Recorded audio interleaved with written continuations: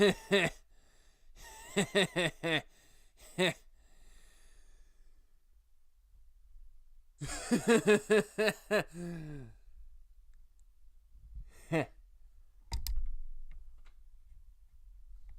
up, y'all? How you doing? All right. I know a lot of people hated Whole Cake Island because there wasn't a lot of payoff in the end, but there was a adequate amount of payoff depending on how you think about payoff. There was no major fights besides the Luffy versus Katakuri fight, but Whole Cake Island as a whole, pun intended, is what is going to set up Wano and everything that's going to happen in Wano regarding Luffy and the crew. And today I wanted to discuss the predications of Whole Cake Island and how they affect Wano as one, how it should, and I remind you how it should be written. Two, how Oda's going to write it. And three, how I would want it written. So let's begin. So there's a lot of community theories and community speculation from post-time skip and how Oda has said that Wano is going to be Marineford 2.0. There's a lot of ideas floating out there about how Wano should be written, and this is a mix between those community theories and speculations and my own headcanon for how Wano should be written. So to start things off, I think Wano should be written with more consequences than Whole Cake Island. Within Whole Cake Island, Luffy and half of his crew, 1, entered a Yonko territory, 2, dismantled the Yonko's base to a certain extent, and 3, took out a couple of commanders. Even though Katakuri didn't really fall, he kind of let Luffy win. And this is only done with half of his crew, and they weren't even in there to, like, destroy Big Mom or kill Big Mom or overthrow Big Mom. They were only in there to get back Sanji, and bringing back Sanji from Whole Cake Island back to the Sunny and for the future adventures should have a lot more implications of consequences than it already does. So the worst thing that happened is Jinbei probably lost an arm, Judge and the Vinsmokes got captured by Big Mom, and Luffy got half of his stomach missing, but the half of his stomach that's missing from Katakuri's Mochi Blade or Mochi Thrust doesn't really seem to affect him on the same level as the magma scar from Marineford that Akainu gave him. So between like the emotional trauma, the mental trauma, and the physical trauma that Luffy received in Marineford, the equivalent should be that physical trauma of Akainu to Katakuri's Mochi Thrust, but Luffy doesn't seem to be too bothered by it. And so what I would like to see in how Wano should be written for the aspect of consequences is a Straw Hat should die, and not necessarily a Straw Hat from the member or from the crew, but like Law should die, or like Kinemon should die, or like Kanjuro should die, or maybe both, or like one of Nekomamushi or Inuyarashi should die. Someone from the Alliance in Wano during the final fight should be dead by the end of it, and that should show Luffy that you can't go into a Yonko's territory without thinking about everything bad that's going to happen to the worst extremes. And then another difference between the Whole Cake Island arc and the Wano arc is that Luffy cannot go in there just to escape from Wano. There has to be an end goal of killing Kaido or defeating Kaido so badly that he can he's incapacitated for ruling Wano from behind. So this also plays off with Orochi. So everyone in Wano who's evil, who is bad towards this, not bad necessarily because pirates are bad, right? And you get the exceptions of like Luffy and Shanks.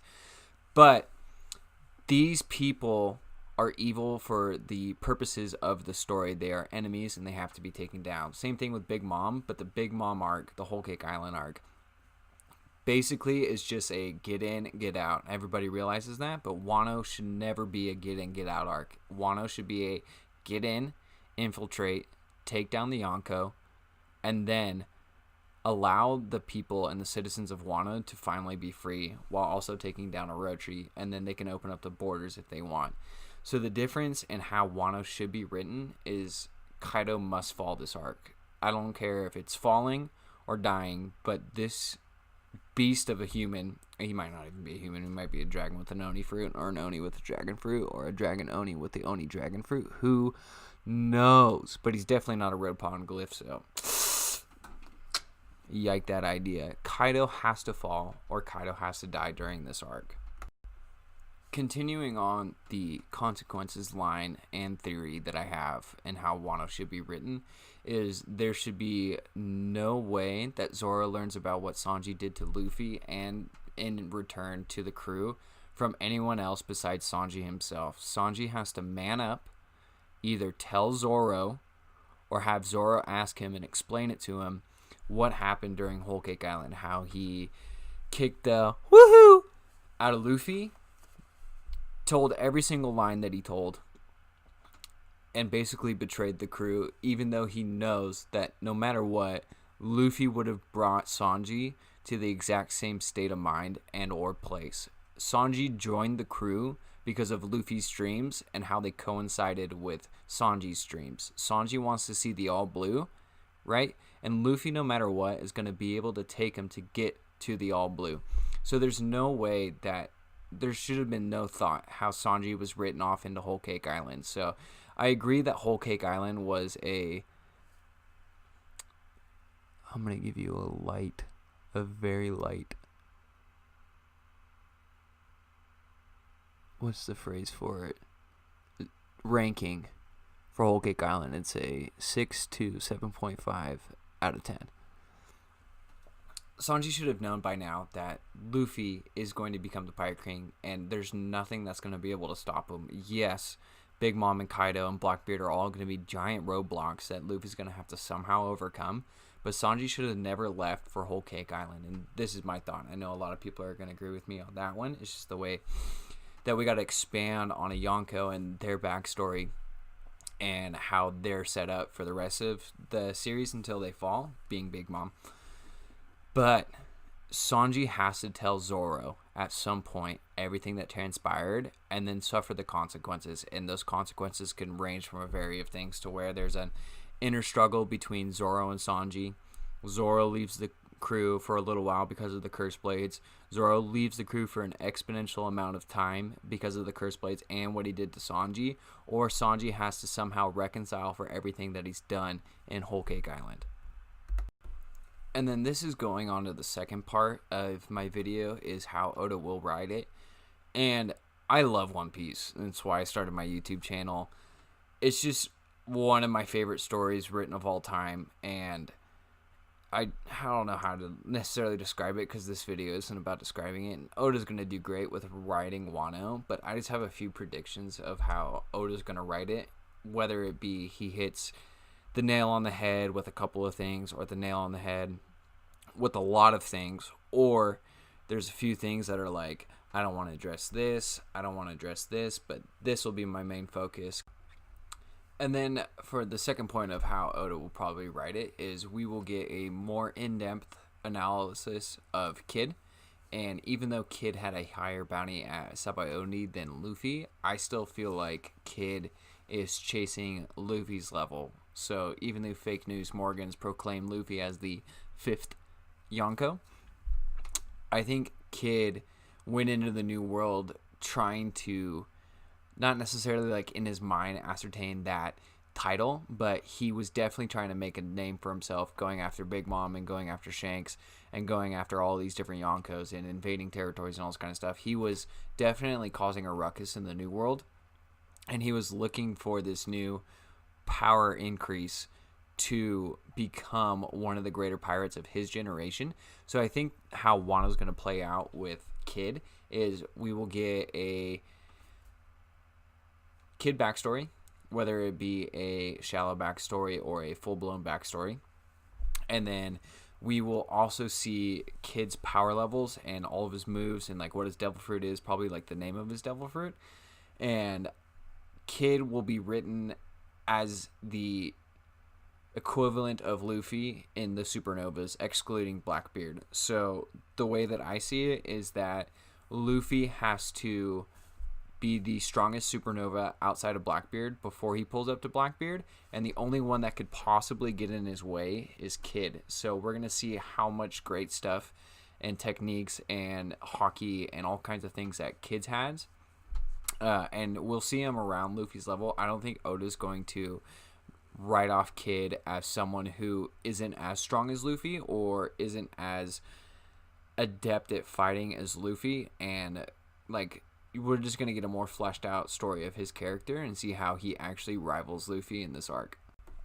Another prediction of mine of how Oda is going to write it is he's going to have Zoro and Sanji face off higher commanders, whether that be king or queen or people from Orochi's kind of like group.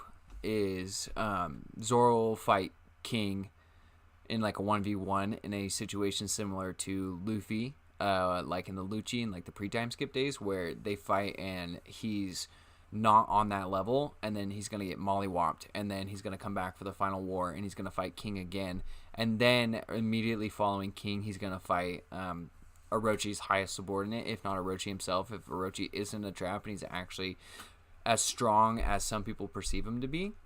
Same thing with Sanji. Sanji's probably going to fight Queen at some point, or one of Orochi's highest ranking subordinates, and he's going to get clapped, and Sanji's then going to be able to get a power boost and or use the raid suit in the final war. So I think how Oda's going to write it is he's going to finally give Zoro and Sanji full-on fights, just like Luffy, and then show the progression and the power-up in those fights before they get to the final war with Kaido. And then continuing on from Zoro and Sanji, we're going to stay on Zoro and Sanji, and this is probably how Oda's going to write it, and I have like, let me check my notes real quick. Definitely a couple of ways that Oda will write the Zoro and Sanji conflict. And it's either going to be very small and minuscule, or it's going to be rather big and affect, I got to figure out where my hands go, and be pretty big in the scheme of Straw Hat's internal conflict. And I don't want the first one, I want the latter. I want there to be some big revelation or some big explanation between Zoro and Sanji, some inner conflict, some monologue, some dialogue, all those kind of things about what Sanji did to Luffy in Whole Cake. And so if nothing comes about, I'm going to be pretty mad. I think a lot of people are going to be pretty PO'd about it, because Sanji went against Luffy and against the crew, and Zoro said all the way back in Water 7 with Usopp that you can't disrespect the captain like that. Even though he might be stupid at times, he knows what's best for the crew, and that's why Zoro is so loyal. He's probably the most loyal Straw Hat out of all of them, because he knows how sick and how great Luffy is. He might not be like the best, straightforward, can think about multiple things at once captain, but he is the captain who allows the Straw Hats the most freedom with what they want to do. So if nothing comes about from the Zoro and Sanji conflict, it's not going to be as rewarding as probably the Usopp or the Robin leaving the crew. And then my last point for how I think Oda is going to write the end of Wano as pertaining to Momo and possibly his sister Hiyori. I really hope she isn't Komurasaki, because I already hate that bitch. But it would make sense if she's like Robin Hooding to avenge like the person who overthrew her father, but I just don't like the way she's written right now. So I think Momo is going to have somebody help him out, whether that be like aging him, like if Jewelry Bonnie shows up, even though she's at Reveries, and there's like a low possibility of that happening, or if, what's her name? The ninja lady. I can't remember her name right now. Ooh, I'm a bad One Piece YouTuber. The ninja lady, if her rot fruit can actually like age people, or if it's just one of those things where it like ages only materialistic things instead of people. I think that somehow he's going to get a power boost, and we're going to see Momo at his actual age of 28 by the end of Wano. And I think Oda's going to write it to where either Momo is in the battle and people see him fighting like heroically for Wano, or he's going to actually have this power up to where he can tango with the Shogun and then overthrow him and then be like, yo, Wano, guess who's the right heir? It's me, your boy, Momo. And then he takes over Wano. I wouldn't like to see Hiyori take over Wano until Momo turns 18, because if Oda is going to write it how I think he's going to write it, is I think if they open up the borders of Wano, whether Momo or Hiyori become the new shogun, there's a possibility for the world government to invade because they know that Kaido is gone and the shogun is gone, Orochi. So I hope that the way that Oda writes it is that Momo does get a shining moment, but it's not some like over-the-top shining moment where you see this expansive character growth and like physical growth of Momo. I hope it's something that, and I know he'll do it well enough, but I just hope it isn't some cheap cop-out for Momo becoming the shogun. And then finally, onto my headcanon. It's like a mix between both of the two previous things that I've been talking about, how it should be written and how Oda will probably write it. But this is just a couple of tidbits that I wanted to get onto. Is first and foremost, I want everyone to just get their cheeks clapped. Just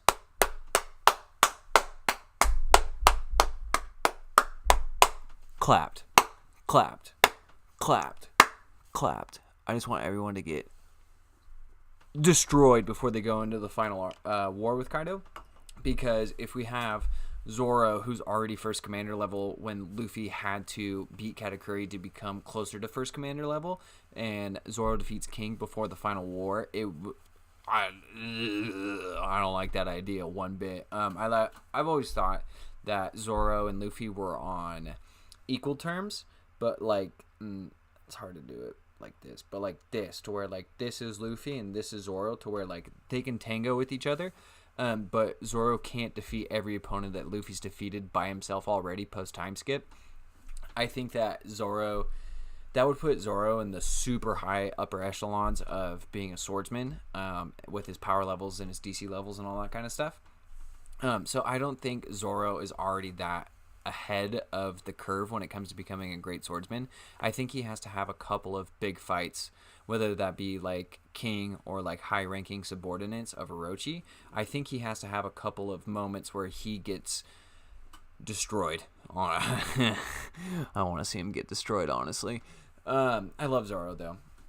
So I want to see him have a couple of good fights before they go into the final war, because I don't want King and Queen and then Orochi subordinates, his high-ranking subordinates, out of the final war. The final war seems to be like this really big hype, like everyone's saying, Marine 2.0. So Zoro and Sanji should both respectively fight King and Queen, or two of Orochi's highest ranking subordinates, and get a necessary power up for the final war arc with Kaido, to then propel them into the rest of the story, to where they can now start tangoing and tangling with Yonko commanders above the second commander level. So like Zoro would be going back to pre-time skip, and Sanji be going back to pre-time skip, where Luffy fought the strongest, example, a Yonko, and then Zoro would fight the first commander, and then Sanji would fight the second commander, and then it'd be a free-for-all for whoever wants to fight whoever else is in whoever's crew post-time skip. And what I want for Luffy's progression as well, my headcanon is that he doesn't fight Kaido again, but he learned something from the Lurking Legend, or a super notoriety, super important, I don't know the word I'm looking for someone who's a class above him in Wano, like a Rayleigh 2.0, but without all the gimmicky flashbacks. I want Luffy to fight another opponent who is in Kaido, to then get him right below Kaido's level. Well, not right below Kaido's level, but closer to Kaido's level than he is now, before he fights Kaido again for the final war with Kaido. And on a side note is, I don't think I have like two headcanons when it comes to this, is that Luffy defeats Kaido with the help of others, or Luffy's about to defeat Kaido and Blackbeard pulls up and then takes Kaido's Devil Fruit, and then Blackbeard heads straight to Raftel without anybody knowing, to claim the title of Pirate King, while Luffy and company traverse to Elbaf. So I see like one of two things happening like that. Either like Luffy defeats Kaido, then Blackbeard shows up and takes his Devil Fruit, or Luffy's about to beat Kaido and Blackbeard shows up and then takes his Devil Fruit and then proceeds to go on to Raftel. So that's my headcanon for the rest of the fights when it comes to the end of Wano. And then my last headcanon bullet point for the end of Wano would be all three of Blackbeard, Big Momu, and the world government all show up for the end of Wano, and this would parallel Marineford really well, because instead of one Yonko being Whitebeard at Marineford, we would then have 3 Yonkos, and 3 is 3 times more than 1, so that's cool. And you have the world government, but it's not just the world government versus the pirates, it's a free-for-all. So I would really like to see everyone pull up at the end of Wano for this big climactic fight, because if Kaido gets taken down and it's just the Straw Hats and the Alliance and everyone that he's met in Wano, that wouldn't be a war that Kaido would want to die in, because Kaido wants to die in this super extravagant war. He just like war or battle or clash, just however Kaido wants to die, he wants it to be immaculate and let it be known throughout the world. So to implement that throughout the world government would have to be involved, because they're the one who control like the papers, and if they have reporters inside of Wano during the final war with Kaido, they would be able to spectate and write down everything that happened, and Kaido's death would then be brought to the world. And then if Big News Morgans ends up showing up there too as well, he could say that like, oh, Luffy has solidified his spot as a Yonko, Kaido's no longer here, so now it's Blackbeard, Big Mom, Shanks, and Luffy. And that would make sense, because Luffy would then gain the territory of Wano in the New World. So I really hope that everyone shows up for this final war arc with Kaido, and it's just a brawl, just a Super Smash Bros. Ultimate brawl, and everyone's picking the most OP characters, and everyone just gets doinked. So thank you guys, I really appreciate it for my second video. I know this one's going to be a little bit longer. I want to keep my videos within like the 7 to 15 minute range, but because there's 3 subjects that I was talking about in this one, it was going to be a little bit longer. So I appreciate it if you made it all the way through. I know what I said last time, and forget that. Just follow me.